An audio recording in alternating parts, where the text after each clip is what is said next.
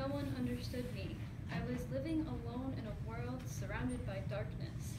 After each happy moment came multiple painful, low moments followed by tears and loss of sleep. Instead of counting sheep, I counted scars. I dreaded the moment I'd wake up in the morning and feel like this again. My disguise? Good grades and fake smiles, a distraction from the monster that followed me mile after mile, looming around every corner, waiting for me to break, waiting for me to get home to tear me to pieces. I thought I grew out of being afraid of the dark after I took out my nightlight, but instead the darkness that scared me was in my mind. Thoughts that would not stop, nightmares that were now my life, scars self-made to try and escape my reality. I was the reject, the outcast, the girl who looked like a guy. People couldn't imagine why my insecurities scared me more than the names they called me. They would tell me I was worthless, that I should end my life, pay the ultimate price to make their words suffice, or were they now my own? The words they said ran through my head. Every day it got harder and harder and harder to get out of bed. I had never felt this way until I came here. Yes, it was a promised place to live, but was it really even living? I wasn't comfortable in my own skin, so how could I even begin to tell anyone who I was? Day after day, I watched myself fade away.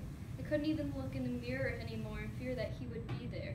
Fear that he would be looking back saying, "You're not good enough, you're ugly, you're a disgrace, you are alone." Completely and utterly alone. Nobody likes you, not even your own father. He can't stand to deal with your attitude or the fact that you look like a dude. You're supposed to be what he wants you to be. Between the ages of 11 and 14, I hardly knew myself. Everything had changed. My world had been completely rearranged, and I was left spinning uncontrollably into a spiral of darkness I thought I would never be free of.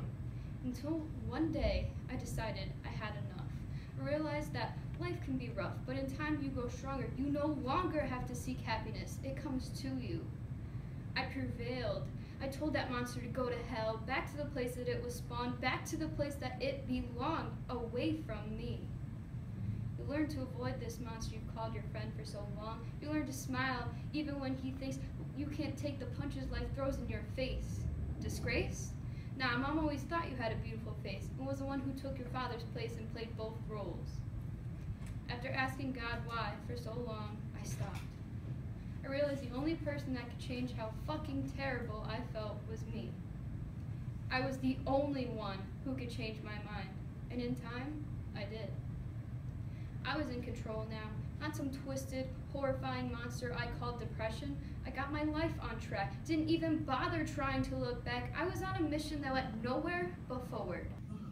Yes, there were stumbles and falls, but through it all, I kept on. Although this darkness I've known for so long will never truly be gone, I accept it. I took one trip to the hospital and promised myself never again. That was not how I wanted my life to be. That was not the life for me. Being surrounded by plain white walls, distress calls, bathrooms with no locks, so quiet you can hear the sound of the clock, it's enough to drive you insane. I smile now because I can, not because I have to force myself to. I'm no longer alone. I have a boyfriend who makes anywhere feel like home. My future's looking bright, and I just might make something of myself to let you know that it is worth the fight. You should stand up for what is right. Do not let your voice be silenced. Our lives begin to end the day we become silent about things that matter. Life may throw you curveballs, but don't forget to swing back, because once you do, you'll understand what life is really about.